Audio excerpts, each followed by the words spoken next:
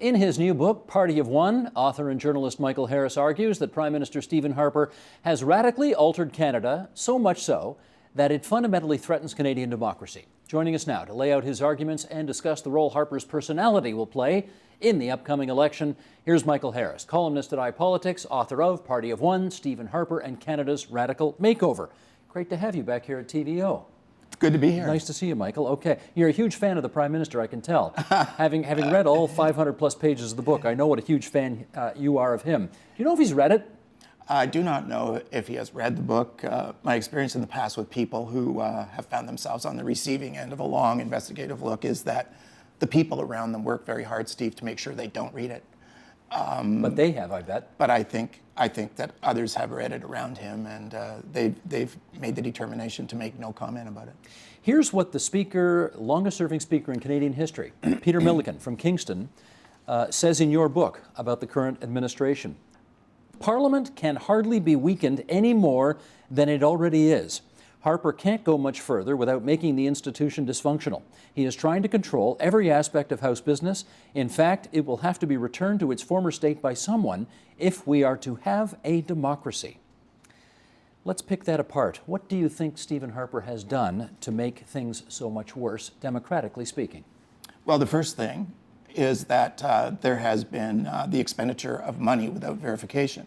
MPs are there, essentially, to be the good steward for the public and hold the government's feet to the fire. What we have for the first time in our history is a government that has brought in massive omnibus bills. True, other governments have, but massive omnibus bills containing lots of legislation that isn't financial, but much more importantly, from a financial point of view, they have kept back the planning and priorities reports that are usually published along with the budget so that people know how the money is going to be spent. And what we have is two things happening. The document itself is so big, no one can actually digest it, and the numbers aren't there. So you have parliamentary officers like Kevin Page actually begging the clerk of the Privy Council for the information that he needs to do his job and being told in writing by the clerk he's not going to get it. So Harper has brought in the omnibus legislation. He's taken the oversight view of MPs away from parliamentarians. He has destroyed the committee system by having all of the important hearings behind closed doors. He has limited the ability of the committees to actually travel the country, and even the selection of witnesses is closely controlled by this guy. And if you take a look at the role of the MP, surely in decline since the days of Pierre Trudeau when he said they were nobody's 50 feet off the hill. Mm-hmm. That was true. But Harper has worked to create a situation where opposition MPs have no say in the process anymore. Parliament has become a minor obstacle. And his own MPs, several of them, have not said a word in the House of Commons in years. How can this be the case, given that you understand part of my job here is going to be to push back on the thesis of your book, and you get that. You've been in journalism for 35 years, so you maybe 40? Is it 40 now? It's getting close. It's getting close. We don't count anymore. For 5 years of the nearly 10 that he's been in power, it was a minority parliament. Theoretically, the opposition had lots of opportunity to push back on him if they didn't like the direction things were going in. They did. Did they or didn't they? I think that what happened with the Liberal Party is that it never really recovered from the ad sponsorship scandal. To this day, it has great problems dealing with the moral meltdown that was the ad sponsorship scandal. I think it had a succession of weak leaders. I think it had a track record of trying to get the star candidate to bring it all back when, in fact, they needed some quiet time to figure out who they were again. So, no, they didn't push back very effectively. Well, that's the Liberals. What about the NDP? The Liberals. And just one more thing about the Liberals. They support the government 100 times over things that they didn't agree with. So people were thinking strategically rather than ethically. So I think the answer for the Liberals is they didn't push back. If you take a look at the NDP's record, the NDP, in the view of a lot of people, including Elizabeth May, is they had a close relationship with the Conservatives. And in fact, got the Speaker of the House elected. That was the selection of the Conservative Party. And that, in fact, they brought down the Paul Martin government working together. In fact, one of the funniest stories is a little small aside, but your viewers might get a kick out of this story. Michael Ignatieff was forewarned by his own people, a senator, that they're going to ask you about your attendance record. And so you've got to be... At the leaders' debate. At the leaders' debate. And you've got to be prepared. And the answer to this to this accusation should go something like this. Mr. Layton, I don't need to be lectured by you on anything, but what you need to answer is why you brought down a government with an NDP budget that included things like a national child care program and the Kelowna Accord. And of course, Mr. Ignatieff didn't follow that advice, but Jack Layton did deliver the question. Jack Layton did deliver the question during that leaders' debate. He did. And Mr. Ignatieff did not respond to it well, and that was the end of that election for him. That was his John Turner moment. Yeah. Here's Andrew Coyne writing in the National Post about the current Prime Minister. The one thing the Harper government has not been is radical or transformative.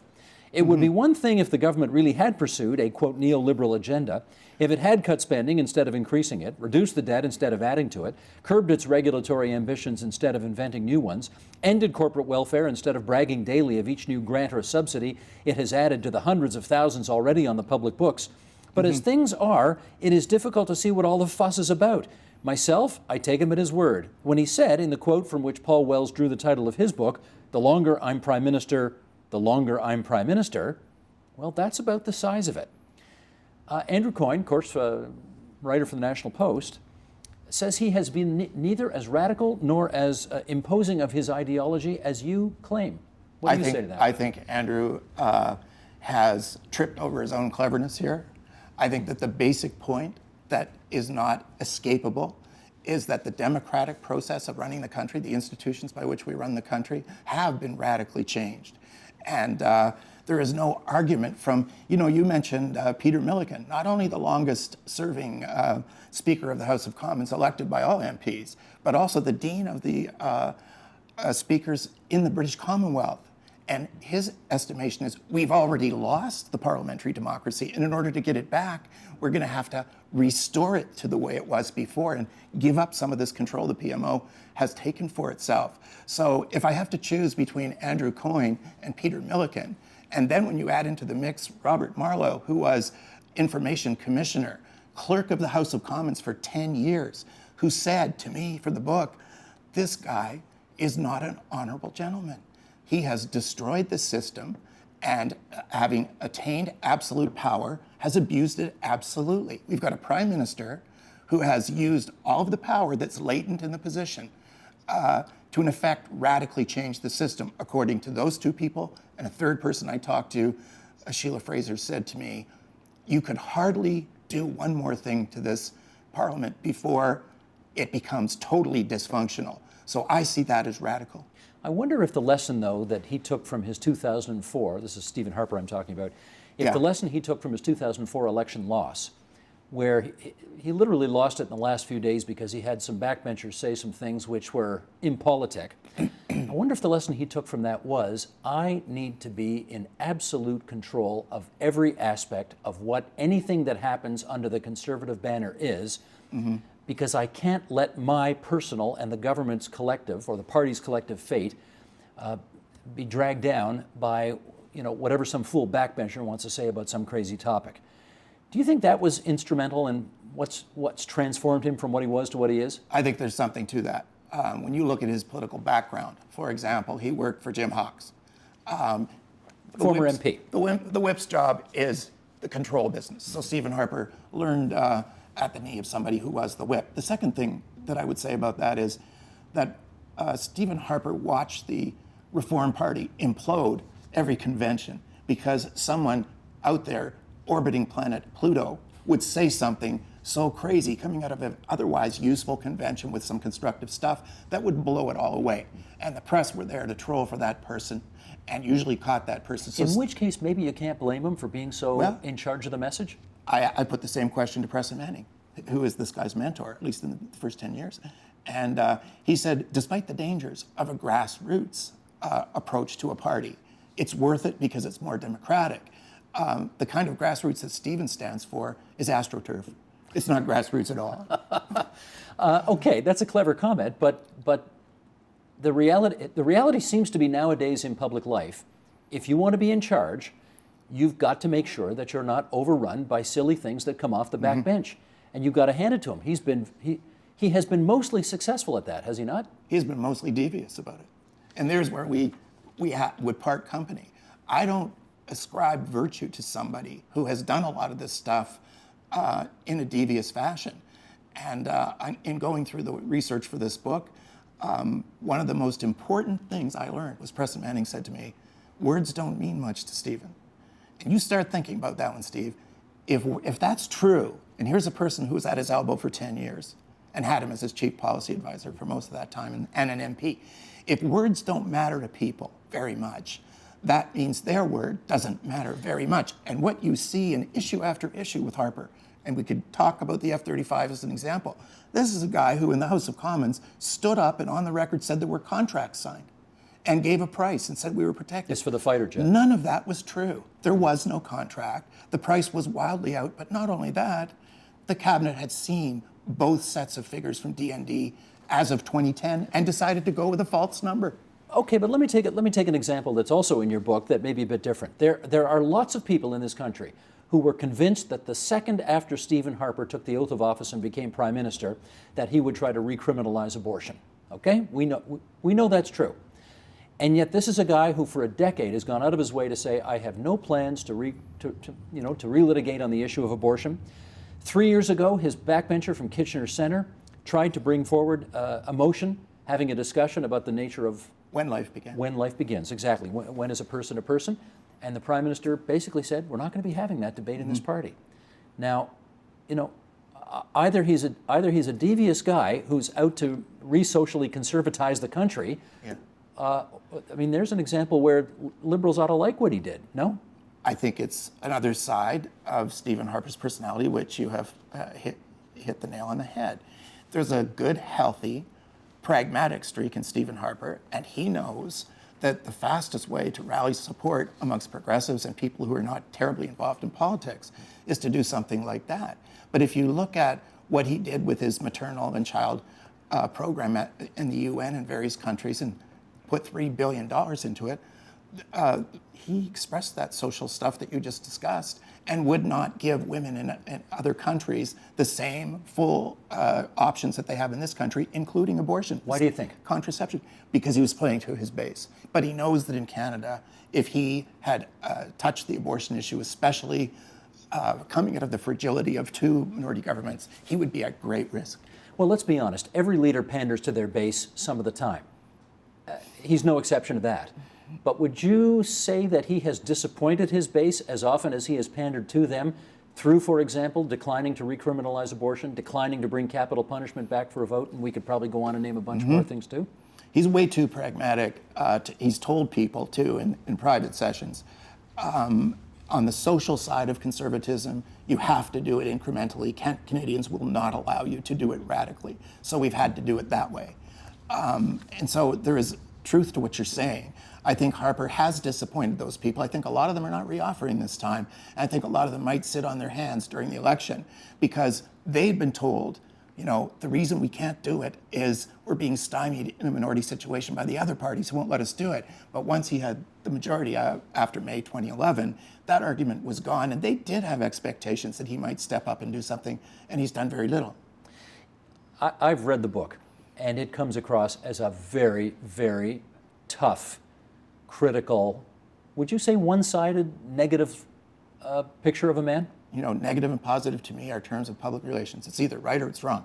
And the stuff I've done in the past, been used as the cross-examination manual at Royal Commissions. I don't make a practice out of doing one-sided books, but you do make a good observation.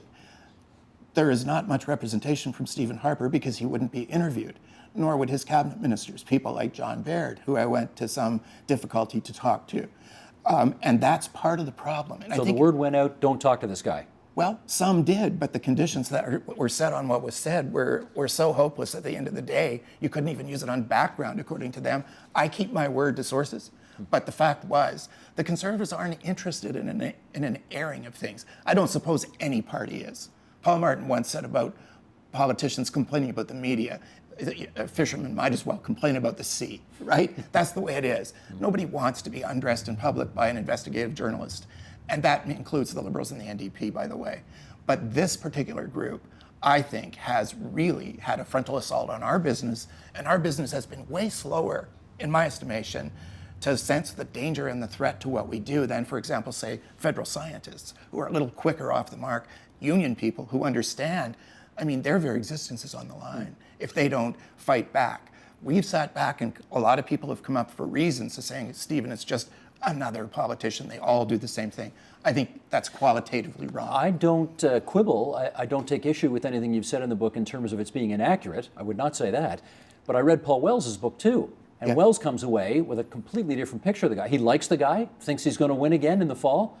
Why do you two look at the same information and come away with such different conclusions? I think everybody who writes a book adds to the public record. I bring a different mindset to the work I do. I don't set out to like or dislike. I don't know Stephen Harper, and I didn't try to write a biography of Stephen Harper. Ever met him? Yes, but what I have tried to do with this book is to take Stephen Harper up on his own comment, which was, don't listen to what a politician says, watch what he does. And time after time after time, I see Stephen Harper deceiving people. Do you think he's corrupt?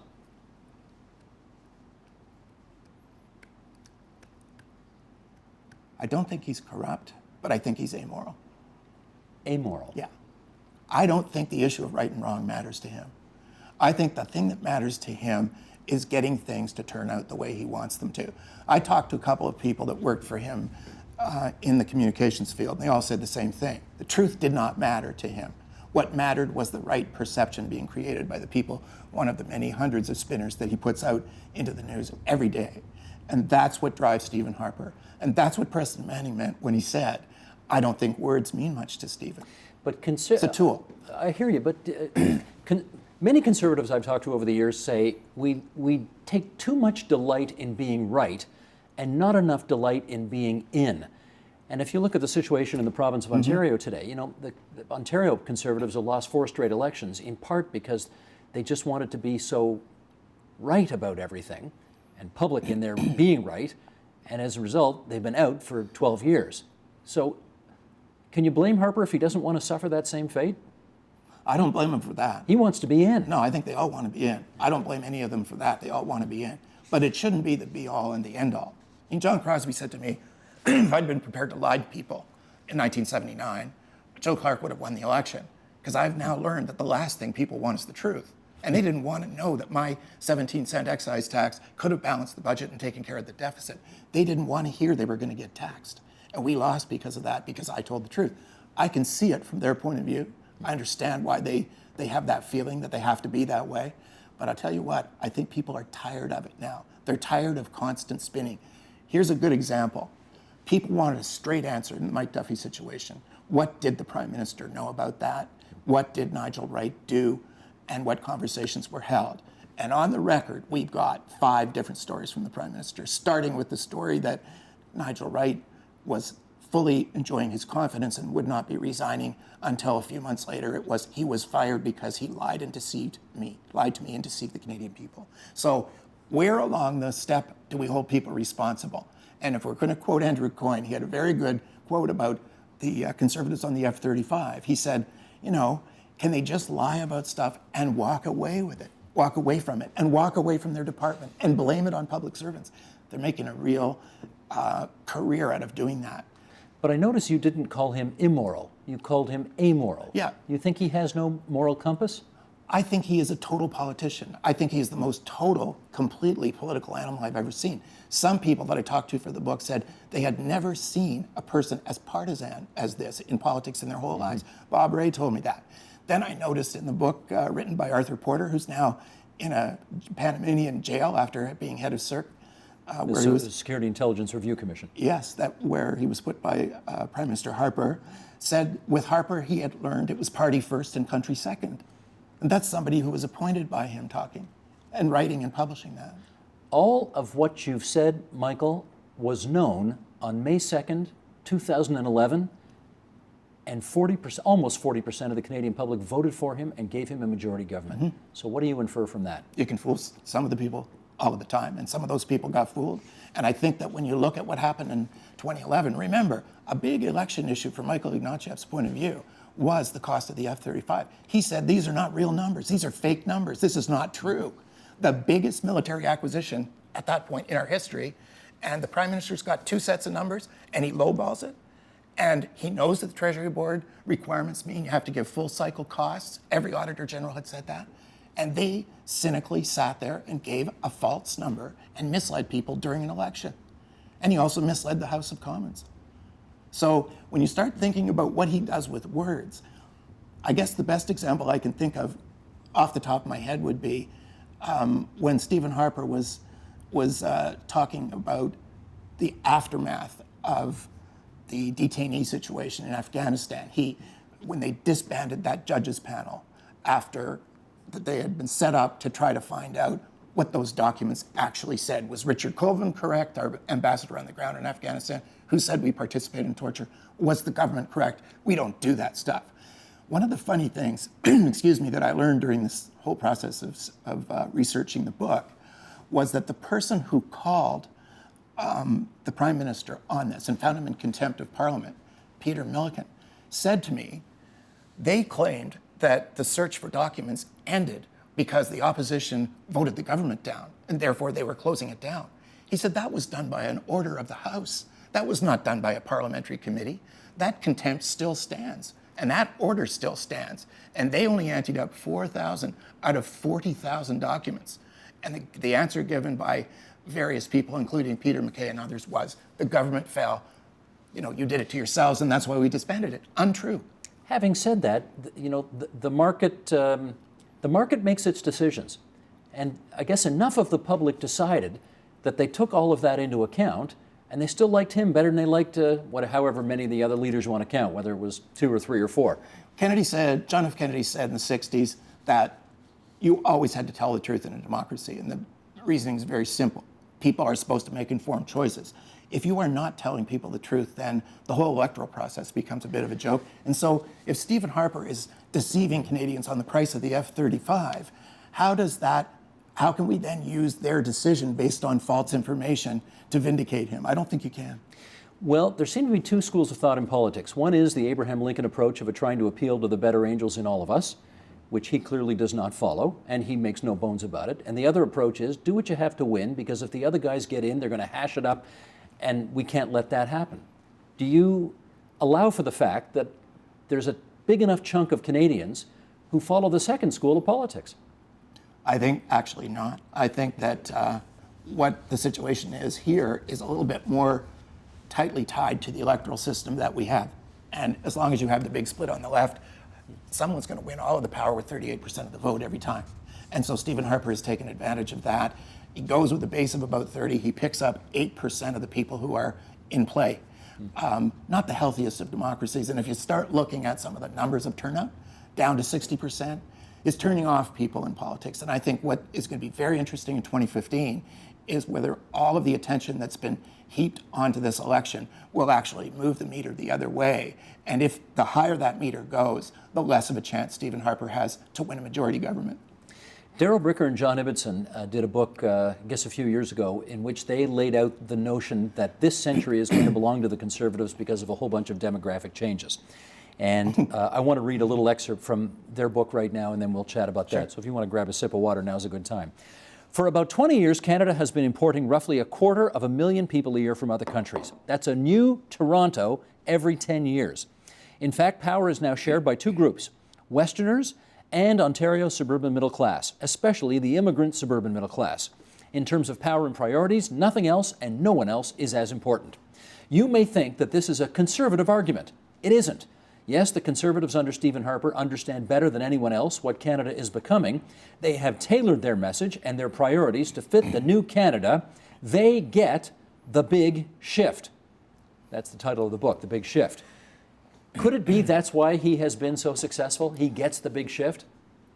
I think it's, excuse me, I think it's funny that John Ibbotson himself said, we write this whole book saying that the future is blue, and then the government goes to work to make sure that it's red. I mean, he talked about his own thesis. I think it was grandiose thinking. I am more of a soldier than a grandiose thinker, but I think it's kind of impudent to think that anybody's going to own a century of politics in a democracy that's vital and vibrant and, as you put it, changing. I think that the proof will be in the pudding in the next election. I don't think there is another majority actually for anybody. And the country is in a state of flux and confusion. The main economic pin has been knocked out in terms of the petrostate dream, at least for the time being. And all the experts in 2011 said there's not a majority to be had out there. Turned out there was. Yeah, there was. And I think you have to also look at some of the ethical concerns. And nobody ever mentions this anymore, but in each of the 3 elections, the Conservatives cheated. They pushed the let's get into power at all costs with the in and out in '06. We had individuals like Dean Del Mastro paying themselves, making $20,000 illegal donations to their own campaign. He lost his seat as a result. But he didn't lose his position with the Prime Minister. He kept his position even when he was under investigation by Elections Canada as Parliamentary Secretary to the Prime Minister, which says something. And then 2011, we have robocalls. And I am one of those people who believes this is still the great unsolved crime of the country, not Michael Sona's doing. One of the things we learned from Garth Turner's book is that this Prime Minister believes, and Turner was a member of his caucus and a former journalist, this Prime Minister believes that journalists are all interested in the kind of nice rules of democracy. And they'd like to see, as I described earlier, everybody appealing to the better angels in all of us. But that's not real brass knuckles, elbows up politics. And as much as we may all want to see that and follow a leader who practices that, the reality is people respond to the fear and the stuff in your guts. What do you say about that? I think a political leader who makes people respond through fear, takes his country by a short path to chaos. Well, except it worked for George W. Bush in 2004, and it may work this fall for the current Prime Minister. Working is one thing. Whether it's a good thing for the country is another thing. And I think one of the sad parts of our political debate in Canada is that we have become celebrity worshippers of political success stories instead of scrutineers of bad policy. And you're right, in a democracy, you have the right to be wrong. Public can keep on putting in bad guys if they want to. But I'll tell you, if we continue along this path where the House of Commons has been turned into a small political obstacle instead of our central governing institution, this country will be changed unrecognizably if this government gets back in again, because they have no respect for those institutions. How much do you think it has been so far? I think when somebody can persuade the country and other political parties that they own the information in a democracy, you're at a meltdown stage. When somebody like Stephen Harper, who believes in exercising power much more than anyone I've ever seen, uses the power of government against individual people to grind them into dust, as he has with Linda Keane, and as he did with... You need to take 30 seconds and tell everybody who Linda Keane is and why she got in trouble. Linda Keane was the former Nuclear Safety Commissioner. Her story is instrumental if you want to understand Stephen Harper. The bare bones of it are this. The Chalk River reactor was closed down for 28 days. As a result of that close down, Stephen Harper called back Parliament to emergency session, had the president of the CMA come on the floor of the House of Commons, say that because Chalk River was down and isotopes would not be made, patients would die, and that Linda Keane was a hack and wasn't qualified to even run the organization. So she gets fired. And then, just months after that, Chalk River is closed down, not for 28 days, but for 18 months. And this time, the Prime Minister says nothing about this is terrible, people are going to die, there's no emergency debate, and the CMA is not involved. In fact, what he says is Australia will pick up the slack, and by the way, we're getting out of the business. What's the lesson? The lesson there is that this is the most political person we've ever had. But when it comes down to telling people the truth, Linda Keane fought for her job based on following her statute. She got fired for doing the right thing. Kevin Page got destroyed, his reputation destroyed by a group of people, including the Prime Minister and the late Jim Flaherty, for being correct. I'll take issue with you on that. Kevin Page's reputation shines as brightly today as it ever did because he stood up to the Prime Minister's office. No, publicly, I agree with you. But what I'm talking about is, even when you're right with this government, they will crush you as if you're wrong. Kevin Page stood up to them. He wrote to the clerk of the Privy Council and he said, I need the information from the budget to do my job, which is to advise Parliament. And Wayne Waters wrote him back and said, you can't have it. And one of the remarkable changes toward democracy, and this was Robert Marlowe, Harper's own information commissioner saying it. Here you had a civil servant telling another officer of parliament he can't have public information. Michael, I've got 30 seconds left, long enough to ask you one more question. Are you hoping this Prime Minister gets his comeuppance in the October election? I'll put it this way. I will never vote for Stephen Harper. So that tells you what I think of his policies. Do I think it's possible for him to win with a split progressive vote? Yeah, it's possible. But it's not going to be a happy country if we go back to making certain people, like unions or, Native people, or scientists or journalists, into the bad guys and dividing Canadians against each other. The book is called Party of One, Stephen Harper and Canada's Radical Makeover. Michael Harris has been our guest. Good of you to visit TVO tonight. Thanks so much. My pleasure. Good to talk to you. Support Ontario's public television. Donate at tvo.org.